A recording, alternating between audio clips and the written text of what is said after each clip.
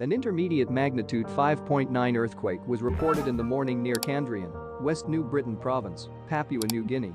According to the German Research Center for Geosciences, GFZ, the quake hit on Saturday, September 3, 2022, at 8:39 a.m. local time at an intermediate depth of 141 kilometers. The strength of the earthquake may have been tempered by its relative great depth below the surface, which makes it feel weaker in absolute terms. The exact magnitude, epicenter, and depth of the quake might be revised within the next few hours or minutes as seismologists review data and refine their calculations, or as other agencies issue their report. Our monitoring service identified a second report from France's Réseau National de Surveillance Sismique, RéNaSS, which listed the quake at magnitude 6.0. Other agencies reporting the same quake include the citizen-seismograph network of RaspberryShake at magnitude 5.9 and the European Mediterranean Seismological Center, EMSC, at magnitude 6.0.